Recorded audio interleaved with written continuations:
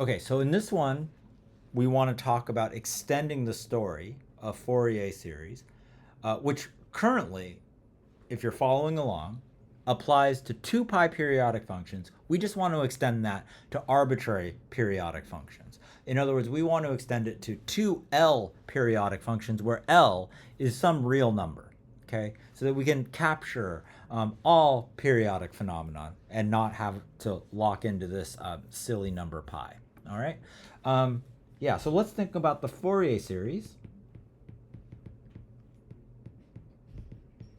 of 2L periodic functions.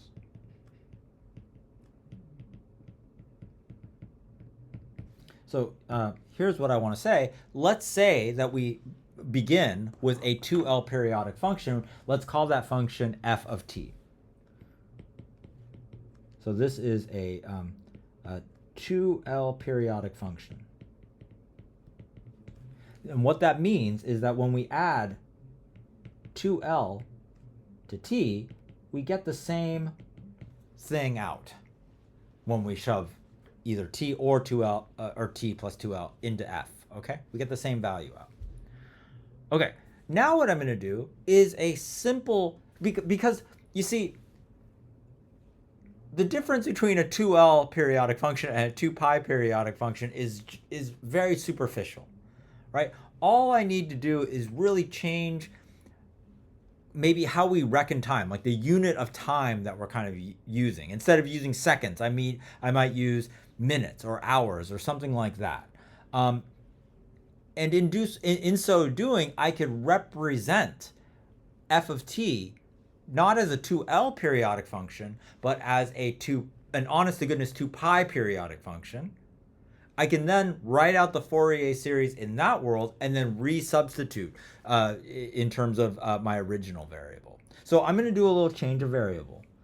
I'm going to define s, a new variable. Again, a new way of reckoning time. This is going to be pi over L times t. Okay, if we have this change of variable, then obviously t can be written as L over pi times s. It's trivial to notice that, right? Okay, cool. But then what I claim is that under this, if I think of a new function, I'll call it g of s, and I define this to be f of the f I'm given, L over pi times s. Then my claim is that this is honest to goodness 2 pi periodic. So let's verify that. We can do this with a simple computation. Let's look at g of s plus 2 pi. So that should be equal to g of s, right? Well, let's check. So this is equal to f of L over pi times s plus 2 pi. All I've done is substituted this s right here by s plus 2 pi. This is f of L over pi times s plus 2L.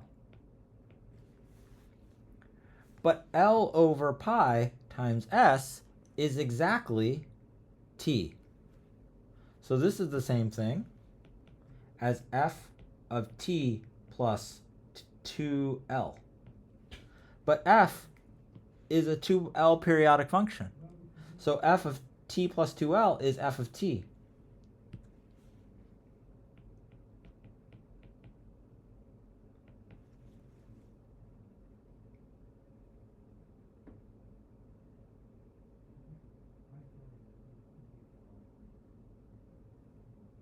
But f of t, if I convert back to s, is f of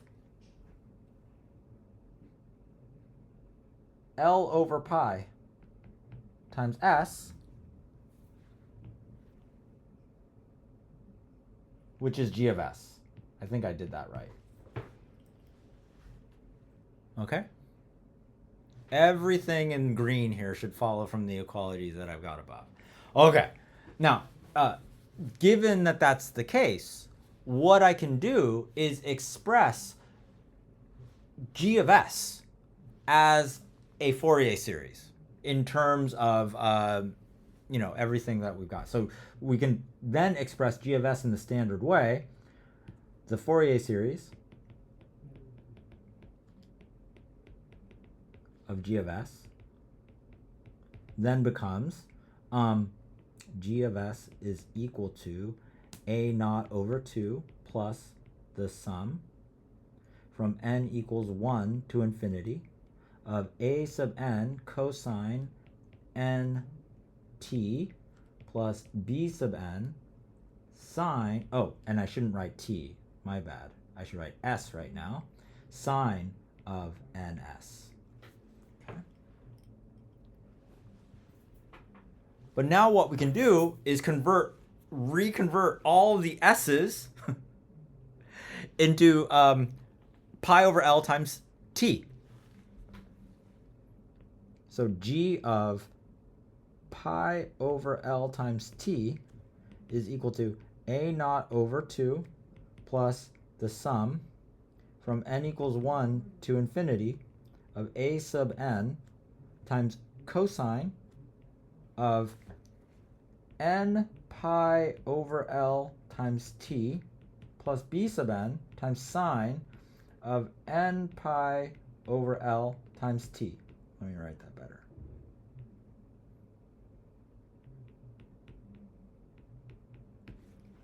Okay. But what is g of pi over L times t?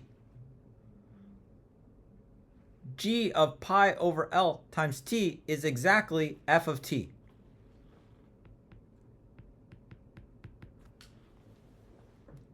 In other words, this is the expression for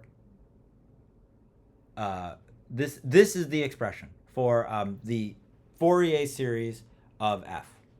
So I'm just going to go ahead and just make this nice looking. I'm going to erase this and just write f of t. And I lost my g there. Okay?